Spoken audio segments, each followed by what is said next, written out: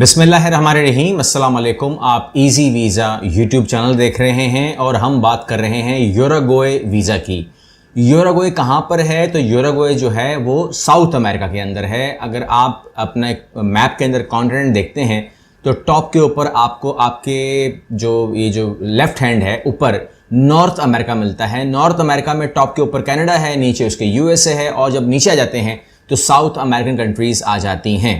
Brazil और Argentina का पड़ोसी है यूरुग्वे और ये जो है कंट्री आपको टूरिज़्म का वीज़ा देती है और अब तक जो तजर्बा कह रहा है हमारा ईजीली देती है। लेकिन ईजी लफ्ज़ के अंदर कुछ कंडीशंस होती हैं जो पूरी करनी पड़ती हैं, यानी कि इंसान को क्वालिफाई करना होता है। यानी कि फॉर एग्जांपल आप क्या कहते हैं इसको, आप डिज़र्व करते हो वीज़ा तो ईजी मिलता है। अगर आपके पास कुछ भी नहीं है, आप कहते हैं मेरे पास पासपोर्ट के अलावा कुछ भी नहीं है, तो फिर जाहिर सी बात है उसको वीज़ा नहीं मिलना चाहिए, उसको फिर चीज़ें पूरी करनी चाहिए। तो क्या क्या होना चाहिए आपके पास वो मैं इन्फॉर्म कर दूं। जिसके पास चीज़ें पूरी हैं उनको वीज़े मिल रहे हैं। ये वीज़ा कैसे मिलता है, क्या कंडीशंस हैं, तमाम चीज़ें बताऊंगा। लेकिन अप्लाई करने में वो कवाहत नहीं है। वजह उसकी ये है कि आपने जब अप्लाई करना है तो आपने 1 रुपया भी नहीं देना, ठीक है ना, इसकी फ़ीस देनी ही नहीं है आपने। और जब इसका वीज़ा लग जाता है तो आपको जो कॉल आती है, जब अपना पासपोर्ट लेके आप इस्लामाबाद जाएंगे तो जब स्टिकर होता है तो उस टाइम आपने उसकी फ़ीस देनी है। ये तो है कंडीशन। अब इसको हम समझ लेते हैं उस पूरे वीज़े को कि आपको फ़ायदा क्या होगा। पहले हम फ़ायदे की बात करते हैं। फ़ायदा ये है कि आप यूरुग्वे जाते हैं तो आपके तो एक बहुत स्ट्रॉन्ग ट्रैवल हिस्ट्री बनती है, बिकॉज आप साउथ अमेरिकन कंट्रीज़ में चले जाते हैं। और उसके बाद जो लोग वहाँ पर टूरिज़्म करना चाहें तो वो बहुत ही खूबसूरत है, सस्ता भी है, खूबसूरत भी है। आप वहाँ पर घूमिए फिरिए, उसके बीचेस बहुत अच्छे हैं और आपको मज़ा आएगा, इसमें कोई शक नहीं है। लेकिन अगर आप कहते हैं कि वहाँ पर क्या हम अगर जाएं तो वहाँ पर हम कोई सेटअप भी कर सकते हैं, काम भी कर सकते हैं, तो काम के हवाले से जो मैंने वहाँ देखा है आपको मैं इन्फॉर्म कर देता हूँ वो ये कि ऐसी कोई लंबी चौड़ी सैलरी नहीं मिलती है कि हम बोले कि जी बहुत ज़्यादा पैसा मिलता है। यानी कि फॉर एग्जांपल अगर हम जनरल बात करें, क्योंकि आप किसी को फिक्स तो बोल सकते ही नहीं है, जनरल बात करें तो एक लेबर मज़दूर हेल्पर को पाकिस्तानी 50,000 तक सैलरी मिल सकती है। और इसी तरीके से अगर आप ऊपर जाएंगे तो उस सैलरी को बढ़ाते रहिए। मतलब जो हुनरमंद है वो अपना काम भी करेगा या वो पार्ट टाइम भी करेगा तो वो पैसा ज़्यादा बना सकता है। लेकिन इट्स डिपेंड ऑन अगेन आपके ऊपर डिपेंड करता है। आप कहते हैं मैं काम करूँगा कैसे, अप्लाई करूँगा कैसे, कोई कानून क्या है, कोई इमिग्रेशन तमाम चीज़ें, तो कोई इमिग्रेशन नहीं है, इसमें आपको टीआरसी लेनी है, ठीक है। टेम्परेरी वर्क परमिट आपको मिल जाएगा, टेम्परेरी रेजिडेंसी आपको मिल जाएगी 2 साल की। आप वहाँ पर रहिए और उस टीआरसी के ऊपर आप वहाँ जॉब कर सकते हैं या बिजनेस कर सकते हैं। आप 2 साल के लिए यहाँ पर एलिजिबल हैं और वो एक्सटेंडेबल होती है, आप उसको एक्सटेंड कर सकते हैं। और उसके बाद जो लोगों का मेन लालच होता है वो ये होता है कि हम वहाँ से ब्राज़ील वगैरह या अर्जेंटीना वगैरह या आगे की तरफ रुख करें, जो कि कंपैरेटिवली यूरुग्वे से तो डेवलप ही हैं। तो ये आपके दिमाग में होना चाहिए। उसके बाद आप कहते हैं कि जी आपने जिक्र किया कि मेरे पास ये होना चाहिए वो होना चाहिए, तो क्या होना चाहिए? तो urgent Uruguay tourist short stay visa requirement के हवाले से सबसे पहले आपने करना क्या है, आप स्टेप बाय स्टेप देखिएगा। ये तमाम चीज़ें अपने पास नोट कर लीजिएगा, स्क्रीन पर भी आ जाएंगी, तो आप उसको अपने पास कॉपी कर लें या सेव कर लें। ये चीज़ें पूरी करनी चाहिए आपको इस टूरिस्ट वीज़ा के लिए। सबसे पहले आपको जो यूरुग्वे का टूरिस्ट फॉर्म है उनकी ऑफिशियल वेबसाइट से उसको आप डाउनलोड करके फिल कर दें और उसको आपको सबमिट करना होगा ईरान के अंदर। यानी कि पाकिस्तान से आप उसको ईमेल करेंगे तो ईमेल करने में भी कोई खर्चा नहीं आएगा और आपने एडवांस की फ़ीस भी नहीं देनी। तो ये तमाम बातें आपको समझ में आ गई हैं कि मैंने अपने तमाम डॉक्यूमेंट्स को फिल करके पहले बोल रहा हूँ, स्कैन करना है। स्कैन मोबाइल से नहीं करना है, तस्वीरें खींच के इस तरह आप करते हैं।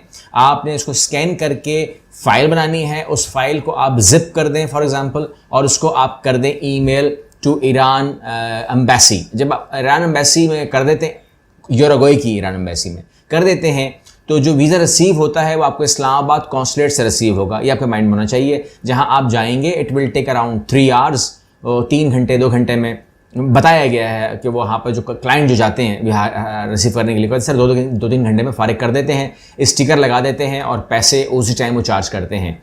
वीज़ा फ़ीस मैं पहले आपको इन्फॉर्म कर दूँ तकरीबन $74 USD है। अब उसको आप रफली अगर मुझसे पूछेंगे तो 20,000 होंगे, 22,000 होंगे, डिपेंड करता है, इससे ज़्यादा तो नहीं होंगे ना। तो ये आपने खुद कैलकुलेट करना है। 74 multiply by rate of exchange 210 का है, 205 215 से लगा लो, जो बनता है जो बच गया वो आपके। इसके बाद होते हैं आपको जो डॉक्यूमेंट जमा करवाने हैं, एक आपका होगा SNIC की कॉपी जो आपने भेजनी है, शनाख्ती कार्ड की कॉपी। इसके अलावा पासपोर्ट की copy, first page, second page, last page. इसके अलावा आपको FRC देनी है, फैमिली रजिस्ट्रेशन सर्टिफिकेट, जो आपको नादरा से मिलेगा, या कुछ और भी ऑनलाइन आप कर सकते हैं, बल्कि आप ऑनलाइन खुद भी इशू कर सकते हैं FRC। MRC करनी है, मैरिज सर्टिफिकेट है, ये भी आपको नादरा से मिलेगा, या आपका जो ज़िले यूनियन काउंसिल होता है वो भी जारी करता है, वहाँ से कर लीजिए। इसके अलावा कोविड सर्टिफिकेट जो है वैलिड होना चाहिए, फाइजर वगैरह जो भी इंटरनेशनली रिकग्नाइज हैं वहाँ से आप कर सकते हैं। पिक्चर साइज आप पूछते हैं तो 3.5 मल्टीप्लाई बाय 4.5 साइज, जो कि फोटोग्राफर को पता होता है, वो वाइट बैकग्राउंड निकाल लीजिए।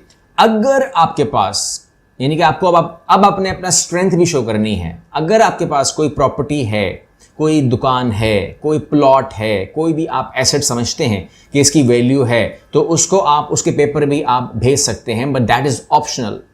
वीज़ा रिक्वेस्ट लेटर बनाना है, आपको कवर लेटर बनाना है, जिसके अंदर आपकी पूरी A to Z कहानी होनी चाहिए कि आपने ऐसा क्यों प्लान कर लिया, कौन है आप, क्या चाहते हैं, क्या करते हैं, और आप क्या ये प्लान रखते हैं और क्या सोच रहे हैं, आपके माइंड में क्या है। अपना एक इंट्रोडक्शन भी आपका होता है और वो वीज़ा रिक्वेस्ट लेटर भी होता है, और आप वहाँ जाकर कहाँ रहेंगे, कब तक रहेंगे, किस शहर में रहेंगे, फिर आप क्या करेंगे, तमाम चीज़ें वो आपने एक ब्रीफ जो है ना वो वीज़ा रिक्वेस्ट लेटर में देना है। अब उसके अंदर ये है कि एक पेज के ऊपर होना चाहिए और उसके अंदर सब कुछ होना चाहिए, ठीक है ना। तो अगर आपने लिख लिया है अपने पास, तो जो लिखते हैं लोग तो 3-3 सफ़ों पे लिख देते हैं, 3 सफ़ों पे कोई किसी के पास टाइम नहीं है, उसके अंदर कट शॉर्ट करें और उसको प्रॉपरली जो है वीज़ा रिक्वेस्ट लेटर बनाएं जैसा होता है।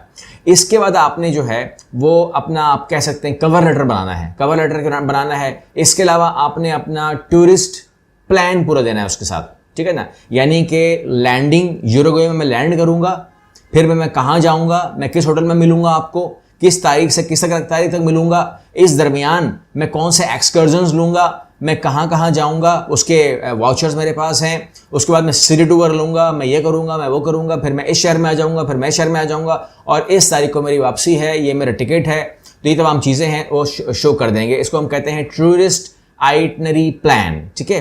तो टूरिस्ट आइटनरी प्लान आप देंगे, रिजर्वेशन ऑफ होटल बुकिंग देंगे, यानी कि जिस होटल में आप जितने दिन ठहरेंगे उसकी आप रिजर्वेशन दे देंगे, टिकट की रिजर्वेशन दे देंगे ताकि आपकी आइटनरी से वो मैच कर जाए। इसके अलावा हेल्थ इंश्योरेंस दे देंगे, जितने अरसे आप वहाँ रहते हैं। फॉर एग्जांपल अगर आप 15 दिन के लिए जा रहे हैं तो आपको तकरीबन मेरा ख्याल है 3 महीने करनी पड़ती है।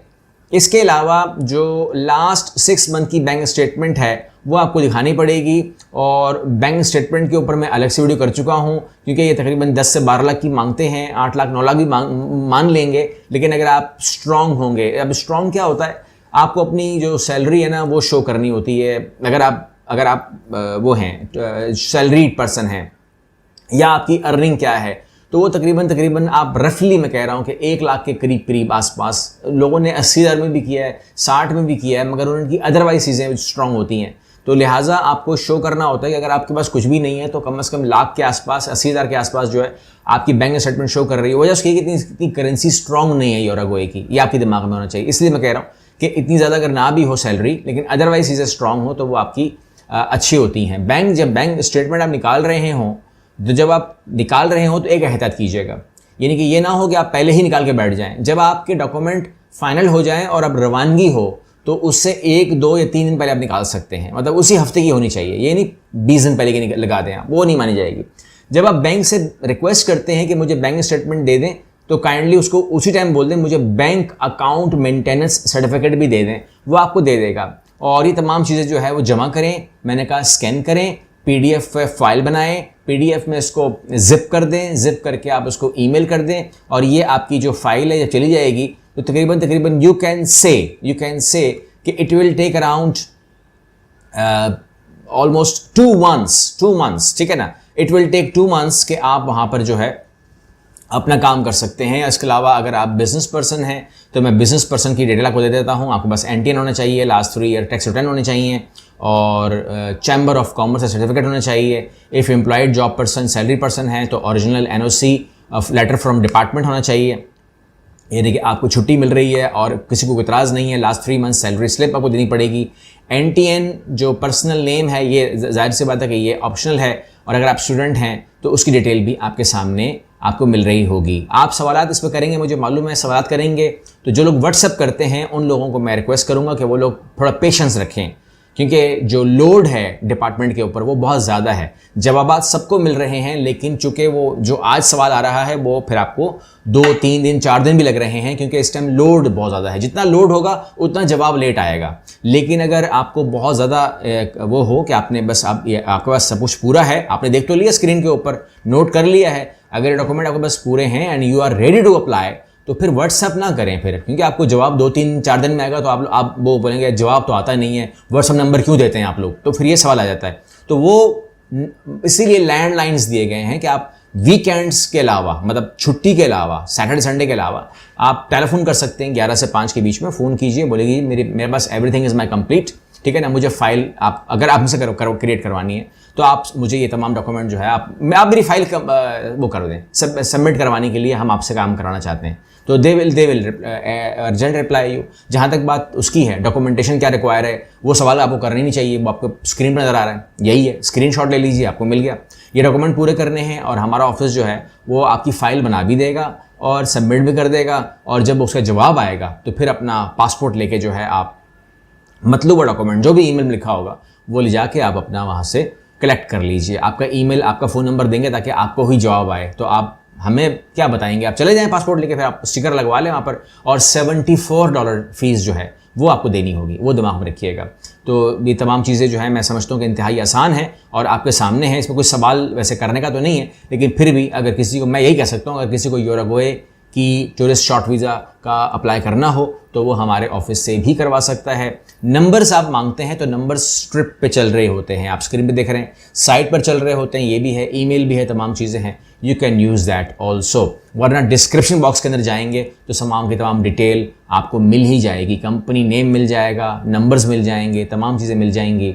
बाकी यही बात रही कि क्लाइंट जो है राउंड द कंट्री होते हैं, ठीक है ना, कोई गुजरांवाला में, कोई सियालकोट में, कोई कहाँ, कोई कराची, कोई इस्लाम, तो उस क्लाइंट के लिए तो हम वहाँ तो नहीं ऑफिस की ब्रांच खोल सकते, तो ये ऑनलाइन सिस्टम है, ठीक है। से आप जो है आप हमारे ऑफिस के साथ ईमेल का डॉक्यूमेंट आपका हमारे पास आएगा, ईमेल ही ईरान जाएगा और वहाँ से भी ईमेल आनी है।